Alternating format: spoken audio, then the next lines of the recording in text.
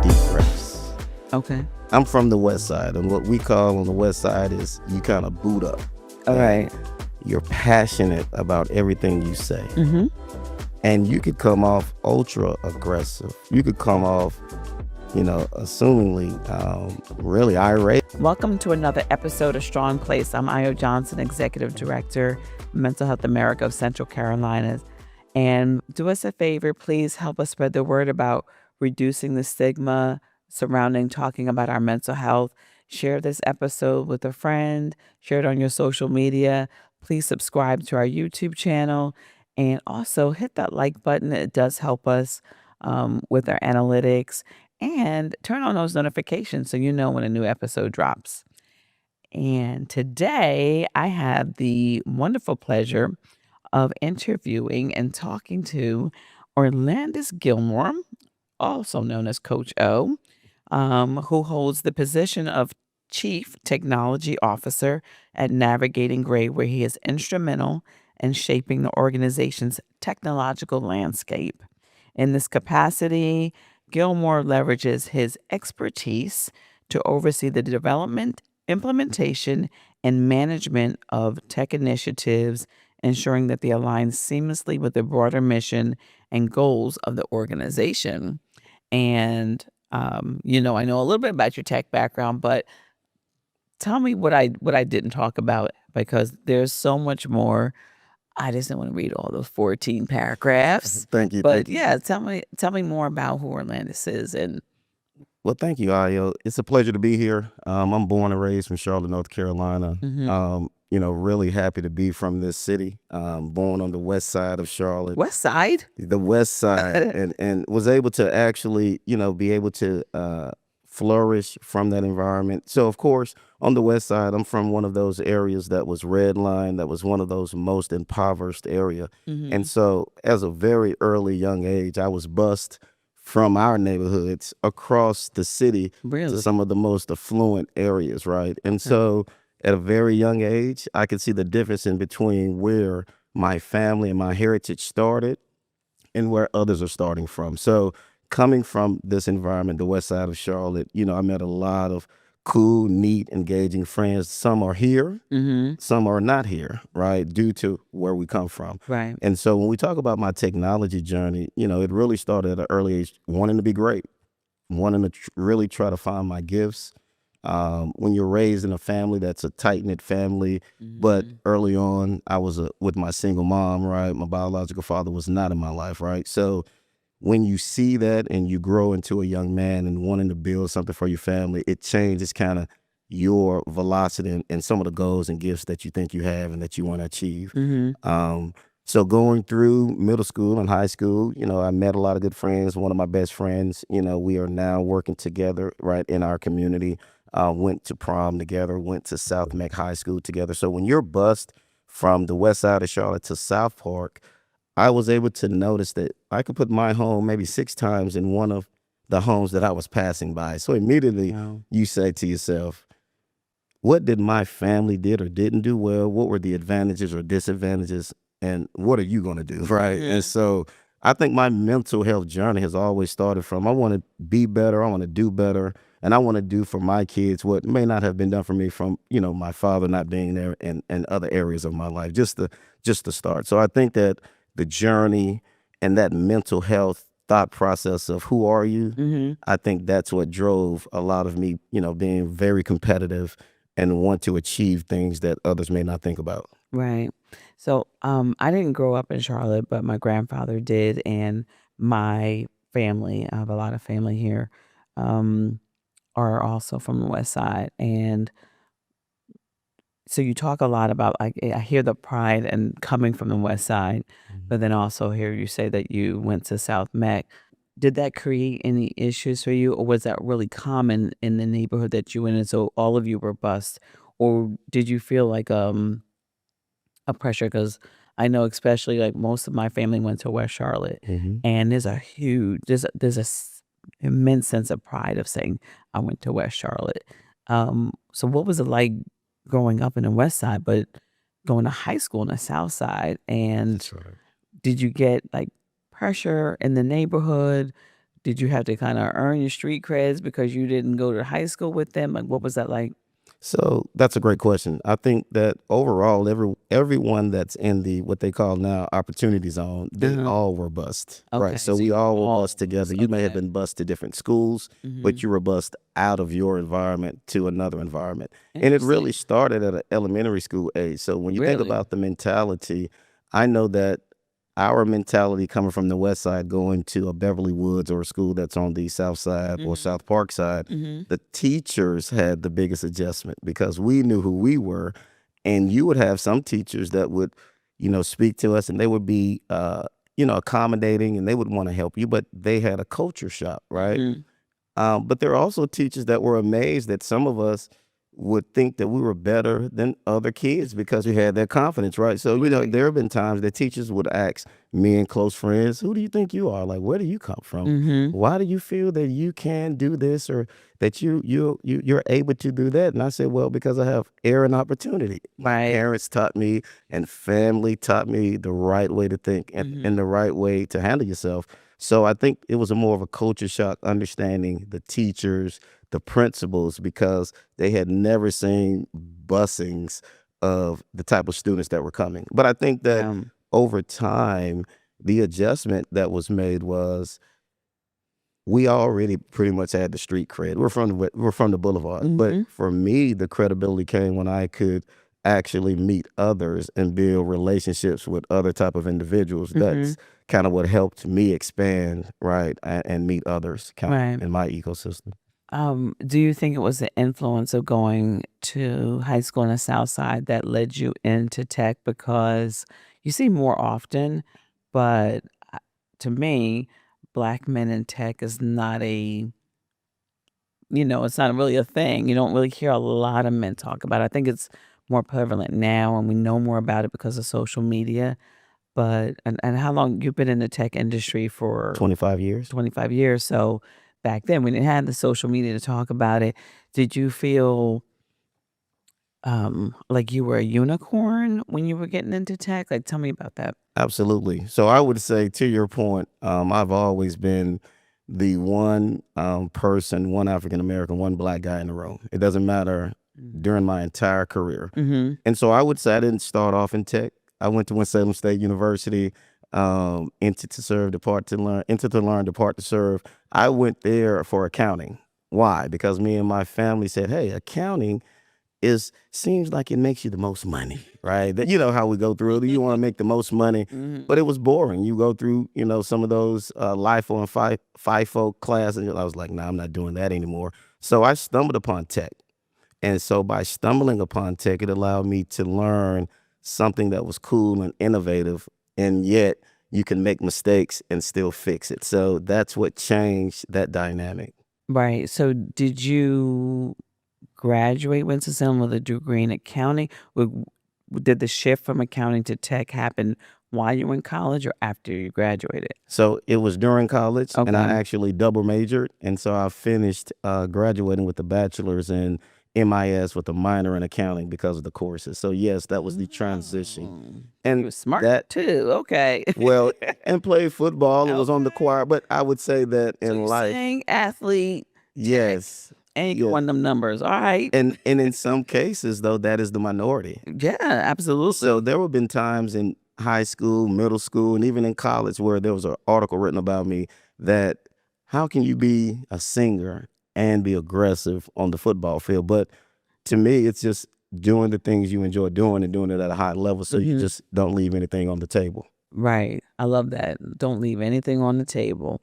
And it sounds like from an early age, you were encouraged to live in the fullness of who you are, proud and, not unapologetic, right? Absolutely. I'll say this. My grandparents, Walter Lee Gilmore and Carrie Bell Gilmore, I'll just say this. Mm-hmm. Some of the coolest grandparents you ever want to meet. I remember telling my grandma I was going to build her a house on the hill. Mm-hmm. And my grandfather was 5'2", but he was the strongest, meanest, most leading individual that you ever want to meet. And Mm-hmm. so he took us from Brook Hill, right, which Mm-hmm. was off of Remount, one of the most impoverished area. And he purchased his first home. And then he taught us the way of how do you manage and how do you live and how do you be strong. and we all make mistakes, right? But back in those days, he was a matriarch patriarch and showed us how to do certain things. Mm-hmm. Absolutely. So lessons learned. I heard you say about Winston-Salem, enter to learn, depart to serve. Yes. And I love that slogan. And I think you and I may have talked about this over social media. One of my cousins, Debbie in Richmond, yeah, she was like really involved with the band and everything. Absolutely. At Winston-Salem. Let's fast forward. You graduate high school, college. You graduate college. You have this double major. Did you know when you left out that you wanted to go straight into tech? Did you have a transitional period? You're trying to figure it out? Yeah. So upon graduation, I came back home and I spent some time in DC, a month and a half. Spent some time in Atlanta a lot. You know, my best friend Jay Hill's in Atlanta, so we were really talking about how can we change our lives. What's the best path, right, for us to excel, and where can we find our network? Like where we're going. Right. What's the next network opportunity? How can we meet this person? What do we want to be? Where do we want to be? And I found that my network, even though I traveled and did the things, I felt really comfortable with my network in Charlotte. And so upon graduating, I got a call and I started working at a theological seminary. So imagine a young black guy who's having fun, threw parties in college, and did a lot of concerts, and now every Thursday I'm praying with the leadership, and I am the tech guy, right? So it was humbling and it was refreshing, all in the same vein, because I'm partying a lot, but I'm also going to work every day and I'm doing the things. And so it kept me level set to a certain degree. After that, that's when I really went to a corporation, went to Piedmont Natural Gas, and accepted a engineering role there, web designer, web master. And so that's when the journey really began. That's when you see the difference in being in corporate America and looking to excel. Or, my first couple years I had on my New York hat and I had my big diamond earrings in, but I was a good worker, but I had the West Side look and feel, right? And so at that point, there's going to come to an inflection point of, are you going to be serious about your career and what do you really want to do, right, to grow? So I'm a native New Yorker, so what did you have a New York hat on for? It was the coolest and most, everybody wanted to wear the New York blue, and it was the first fitted hat. So, of course, you all created the first fitted, and that was the one we wore a lot. Got you. All right. New York. New York in there. So you go to Piedmont, right? You're working in on the tech side. Yes. So when do you start to think about this corporate grind and being intentional about, I guess, how you wanted to chart your career in tech? You're on in energy now, basically. Piedmont's natural gas. What was that like? And are you intentional about where you want to go, how you want to climb the ladder, or are you just kind of figuring it out as you go? Yeah. So at that point, I'm just figuring it out as I go. After 3 to 4 years, I see that, I've gone through the fires. So there have been times where people would delete certain databases as I'm doing projects, or people that were not my leader would want to be my supervisor and ask, what is Orlandus doing? So at that point, I felt like I was doing a good job. I was always getting good ratings, and I was approached for leadership, and I turned it down because I was not sure that I wanted to be in that capacity. I was enjoying the flexibilities that I had. And I would say 2 years later, so that means I would be there, I would say 5 years, there were some younger folks coming in that did not look like me that were elevating above me. And they were not doing as good as quality work, right? Which is the typical grind for us. And I think at that point, I sat down with myself and my best friend, and we said, I'm going to change how they see me. And the only thing that I did, I took my earrings out. Yeah, I was gonna ask you, what does that mean? Like, how do you define I'm gonna change? I'm going to change how see they see me. So what they saw was a black guy with the fitted cap that he wore in. Even though I took it off, I didn't wear it in the building, but I also had those earrings. And so anytime that they saw me in a meeting, anytime I was with a leader, they appreciated what was between the earrings, but the earrings were just shining too bright. And so the simple change of taking out earrings and wearing a button down twice a week changed how they looked at me, from the senior vice president to the CEO. So Really? that is the difference in how small items or Hmm. a small presentation can alter how a person sees you for an opportunity. What do you think about the fairness of that? Um, because I've had conversations with several guests about us having to code switch Mhm. as Black people. Yes. What do you think about that? And do you feel like you had to, with the earrings, part of your identity, and you feel like you had to kind of take part of your identity off in order to fit into corporate space?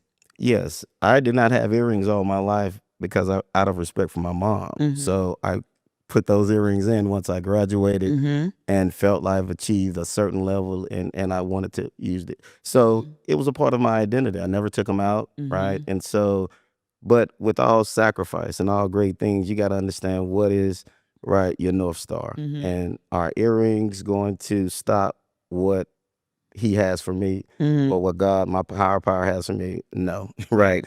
So at that point, it's superficial. I was young then, and of course, it was not fair to a Mhm. certain degree, but those are the things that are needed, right, to be great. You have to make some sacrifices, and of course, I could put my earrings in any other time, Right. but at that point, it wasn't needed. And so I Mhm. began my journey, my leadership journey. I became a senior manager, and I started leading bigger and better projects that Mhm. really contributed to the strategic value of Piedmont Natural Gas, which Mhm. also ultimately led to me being on the merger. So once Duke Energy purchased Piedmont Natural Gas, $6 billion merger, I was one of the few only Black males that were a part of that merger team. So that gave me right now an enormous amount of information Right. that the earrings wasn't even worth that amount, right? So, Absolutely. When was this? Because, like I said, I'm not from Charlotte, so sure. I didn't know that Duke owned Piedmont. Yeah, so I think this merger occurred in 2016, Oh, and it was a, okay. yeah, 3-year merger transition. And so That's yeah, interesting. so we became consumed into Duke Energy. And what normally happens, right, is Mhm. you lose your job or you get a lower role, but through that ascension of me being diligent and wanting to prove something, I was able to be absorbed and to get my own team and lead Mhm. a new team at Duke Energy. So now I'm a small fish in a bigger pond, and now Right. you But can you have move a an little. elevated position, Yes, but in a much bigger pond. much bigger Okay. pond. Yes, Right. Do you feel like you experience any microaggressions being a Black male in tech? Now you're in this big energy space, you're climbing the ladder, you're climbing leadership roles. You mentioned a little something before about like a database being deleted. Were you still experiencing things like that, or yes. that's okay? That is ingrained in the nature of leadership Mm-hmm. and what we would call corporate competition. Mm-hmm. Whether we see that it's racial, whether we see that it's bias, or we see that it's someone who's wanting your job, Mm-hmm. there's always that type of competition and micromanaging and micro assessing a person's empathy. And Mm-hmm. so I would say that it took me a while to understand how to really relate to those that did not look like me and to build the equity.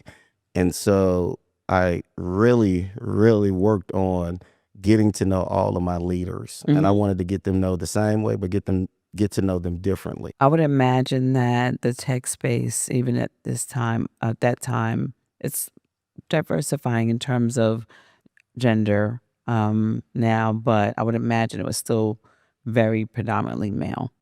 Absolutely. So, how did you manage your mental health in this space where you're just seeing this other man, maybe it's different racial background than you, but you're still both men. Hmm. How did you manage your mental health? How did you cope with that? Because I'm not a man, but I could just imagine that was hard. Took a lot of deep breaths. Okay. I'm from the West Side, and what we call on the West Side is you kind of boot up All and right. you're passionate about everything you say. Mhm. And you could come off ultra aggressive. You could come off assumingly really irate at times because of passion, Mm-hmm. and you're just wanting to get your point across. Yep. And so a form of meditation, a form of patience is being able to listen to someone who you see that it's looking through you and talking to you, and you're having to just take a deep breath and find the best way to communicate. So that we use as coping mechanisms, Mm-hmm. that happens weekly in corporate America because of the amount of meetings and the amount of competition. And so, to your point, it's a lot of long nights. You're coming home, you're meditating, you're talking to your confidants and your best friends and saying, hey, this is what happened. What do you think? Because you want to get multiple thought processes so you don't overreact, right? Right. And so it's about measuring yourself. Mm-hmm. But I think that has been a growth skill set, of course, through us as Black men, through trauma, right? You have to find those coping mechanisms too Mm-hmm. for yourself, right? Calm down. Everyone can't do it the same way. Right. So, you kind of continue, I'm assuming, to ascend within Duke Energy. Yes. Where does your career peak at Duke? Why? And what made, because you're still young, Yes. what made you leave? At the peak of my career, I had the Charlotte Observer, the Charlotte Post. I had Duke Energy do a major publicity and marketing plan on myself. And in 2018, I founded AppYOUniversity, Mm-hmm. 501c3 nonprofit, where up until now we've touched and communicated to over 10,000 youth and adults. Mm-hmm. And so I purchased 100 laptops and I started teaching Black and brown and any type of kid in the hood how to code. And I would go 3 days a week, and I was really engaged. I had to have a team of 20 staff with my nonprofit. I'm leading 65 employees, 15 architects, 20 data scientists and engineers. Mm-hmm. Yet my leadership does not truly respect, in my view, my capacity, the work that I'm doing in the community. And I'm even communicating and doing share the warmth days for the entire Duke Energy company, all 30,000 people. I'm telling them about giving back and sustainability and how the community needs their help. But you get a sense that it's really not it's really not truthful in the role that I was playing. And I just could not see myself projecting something that I didn't feel that was 100% truthful. And so instead of fighting the journey and continually to try to become a vice president, right, at the Mm-hmm. largest energy company, I bet on myself and I bet on my nonprofit and my community. So I told myself that AppYOuniversity is my responsibility to teach my community. So heavy is the head of the crown. I was able to retire, have a nice career, make 100,000 or more a year. But is that really the prize? It can't be if you're not, Right. inside happy about how it's going. So that was the reason why I left at a pinnacle. I didn't leave at a low. The CEO of Duke Energy, Lynn Good, even wrote an article about me on LinkedIn about the good things that I do. So it was more about me finding myself. So you leave Duke, you leave on a high, and you go full time into running AppYOuniversity. Yes.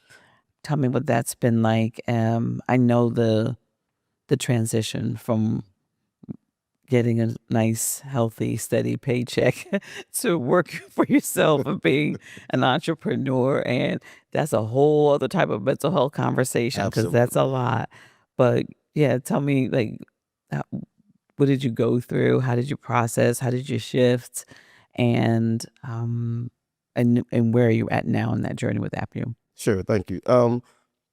It was a tough time mentally. Mm-hmm. I received support from my wife and family. Actually, 2 to 3 years prior, she advised that I maybe really focus on the things that I was doing with AppU, Mm-hmm. some of my technology, innovation, thought processes, projects. And she wanted me to be happy. And there was a point that she said, you know what? I think it's time. You are no longer Orlandus. You are Vatuan. So there's a stark difference. Okay. And so I think that Like, she noticed, well, Vatuan is kind of my childhood name. It's my okay, I thought you were about to say I got an alter ego, some type of superhero name. Like, okay. And what that meant was I was no longer following kind of suit with living two lives and taking some of the negative and some of the comments that I was receiving. She felt like it was time for me to move on because I couldn't fake it anymore for them. And so, the mental process was I needed to really buckle down and I really to understand what did I want to do with App University and where did I want to take it. And so it was tough. I mean, for the first 2 months, you're sitting there, you're trying to build your schedule. So you're waking up, you're trying to figure out, okay, what is going to be my daily schedule? How do I want to live and operate, right? And so, the first 2 months, I was kind of mandering around and trying to figure it out. But we caught our stride. We're partners with Enlivian, formerly Charlotte Housing Authority. We partner with a lot of other community engagement projects in the community, even Duke Energy. They partner with us with some AI workshops. So we put on different workshops and we started a schedule for ourselves. And that's how we started being able to build service partnerships with different entities. Okay. Along the way, I was invited to join another organization. And Irvin Sloan with Navigating Gray saw the work that I've done in the past and looked at my portfolio. And I became the CTO, Chief Technology Officer for Navigating Gray. Nice. And we have since built a world-class SaaS platform for the community for data mapping and community engagement. Yeah. So you're still doing your tech thing. Yes. What would you tell your younger self about the journey and managing your mental health as a man and coming into these spaces? And I don't know if you do any mentoring, but what do you tell young men about, like, what to focus on? Because there's so many things out here competing for your attention. I would tell them to focus on what they love to do and find a way that they can monetize and transact that so that it's not a job.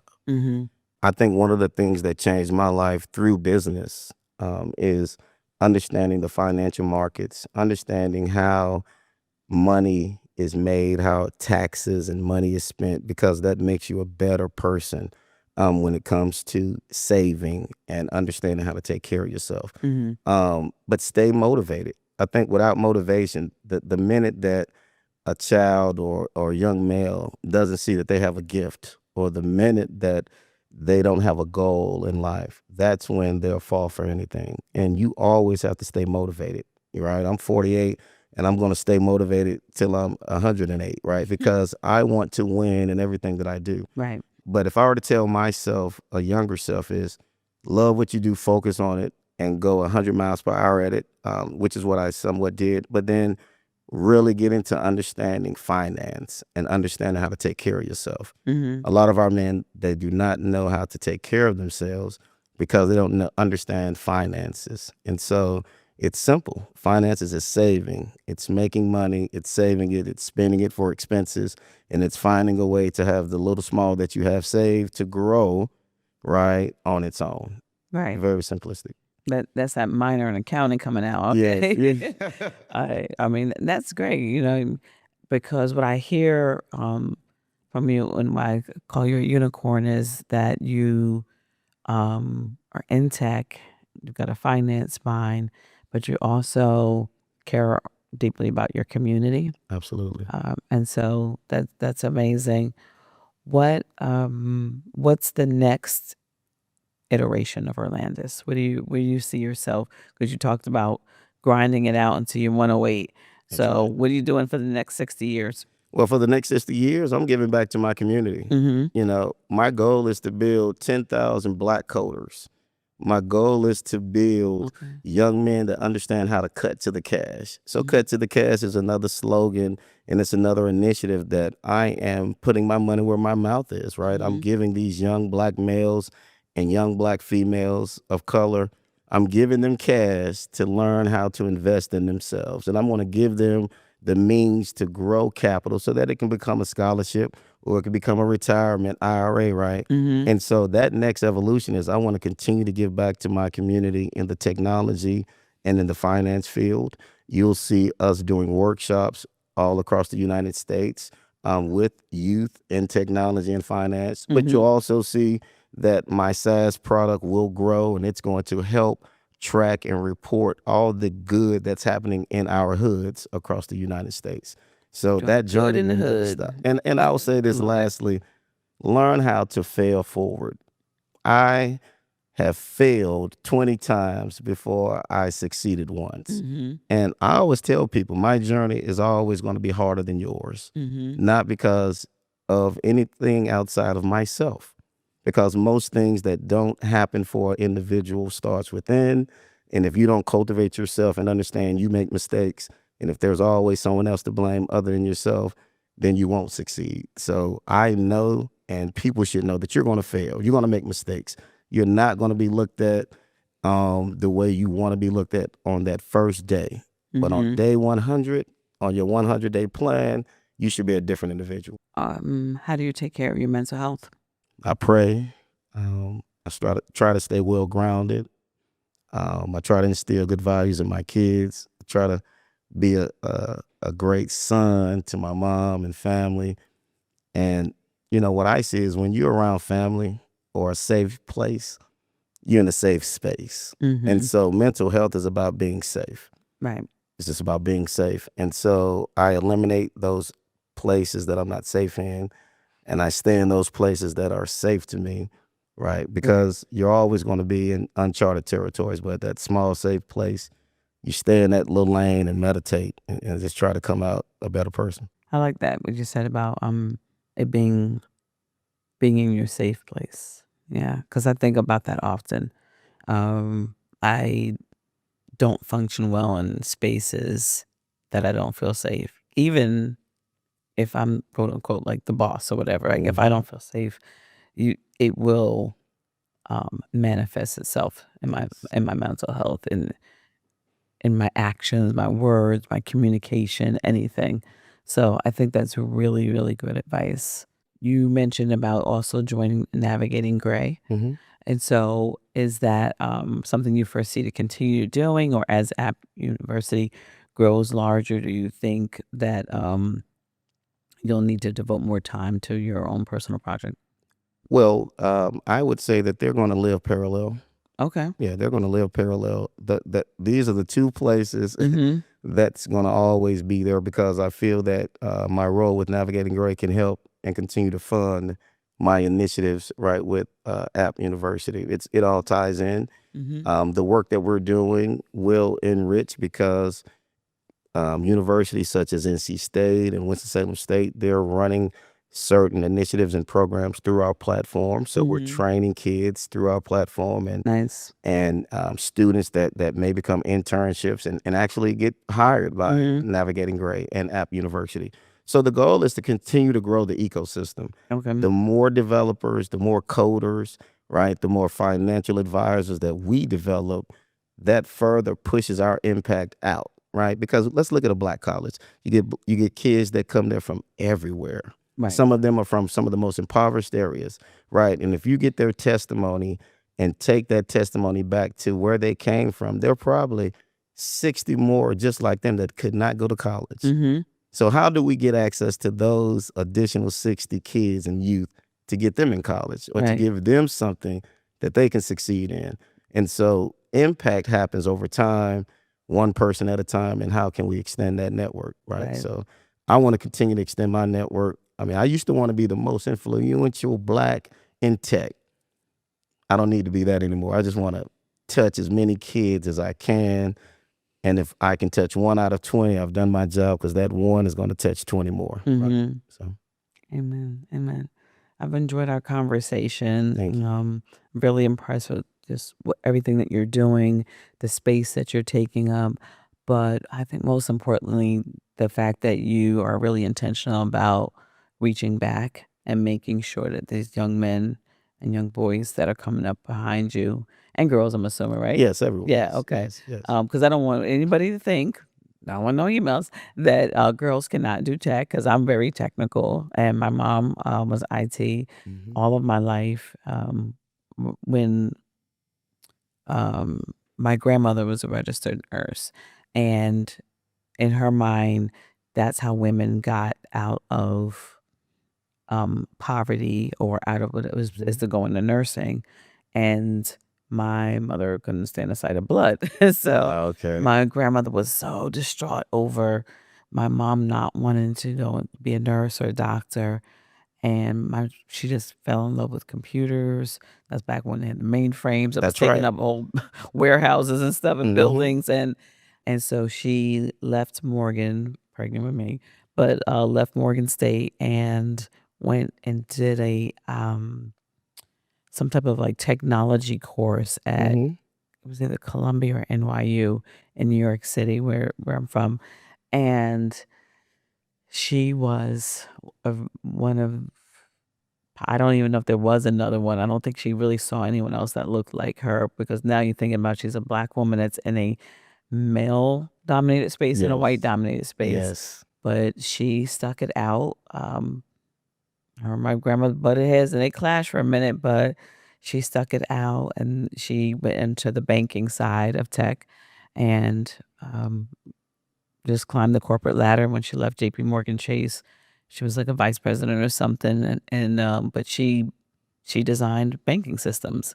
And so I grew up, I tell this story sometimes, at some point in our households, there were more computers in our house than people. Hmm. Hmm. And when my friends would come over, they would think that we were rich because nobody had a computer. That's right. Like, there was a lot of white families that didn't have a computer. So you imagine Hmm. coming into a black household with these computers that people didn't, they were afraid of. I remember telling my mom, if I can't do it on a calculator, I don't need to do it. That's right. And she would say, you're talking about the career that I work in that pays the bills here. So I'm going to need you to be Hmm. a little bit more receiving of it. And then she just kept at it and kept at it. And um, she raised three very technical kids that know our way around Hmm. computers. I'm probably the most technical out of the three, Oh, but really? of me and my siblings, just because. And I remember when we met, which was at Tuesday Morning Forum. I Yes. remember you came up to me afterwards. You said, "I've sat in this thing. I've never heard anybody say CRM." That's correct. You remember Wait, that? yes, yeah. Because somebody asked me what what would you tell somebody in nonprofit, whatever, and I said, Hmm. invest in a good CRM. That's right. And you came up to me after, was like, nobody ever answers that. Who are you? I remember that, and I want to say this about your mom. Uh-huh. When I first took my first co-op intern, it Mhm. was on the mainframe. So I can say, right, your Mhm. mom was one of the first blacks or matriarchs to Mhm. work on the mainframe system. Yeah. And so that in itself tells how far we've come, but how far we haven't, right? Mhm. And so just that story alone just shows that connectivity there, and just kind of the influence that your mom may have made on other women that you didn't see that impact on, Right. right? And Yeah. the impact on you and your siblings. So Oh, yes. absolutely. Absolutely. You know, I didn't understand how to tell people what my mom did. Hmm. And I would just say, I think she creates banking systems or something like that. I don't know. But That's awesome. That yeah. that is an awesome story. Yeah. That's an awesome story. I really enjoyed talking with you today. Tell the audience where they can find you, how they can find out more information about App University and Navigating Gray. Thank you. Thank you. So you can find out more. We're on all social media feeds. On Instagram, you can find me at the Orlandus Gilmore. You can find App University at App University, which is AppYouuniversity. And I don't spell university with the U. I spell it YOU, because App University is about you as the kid, the student, and as the person that's going to innovate for their families for next generation. You can also find us at Cut to the Cash, Cut to the Cash at IG. But formerly, I work as well with Navigating Gray. And so you can find us at navigating-gray.com. Okay. Well, thank you again for joining me. I really enjoyed our conversation. And thank you for joining us on another episode of Strong Place. I am Aya Johnson, Executive Director of Mental Health America of Central Carolinas. Please do not forget to like this episode, subscribe, turn on notifications on. And until next time, thank you for joining us.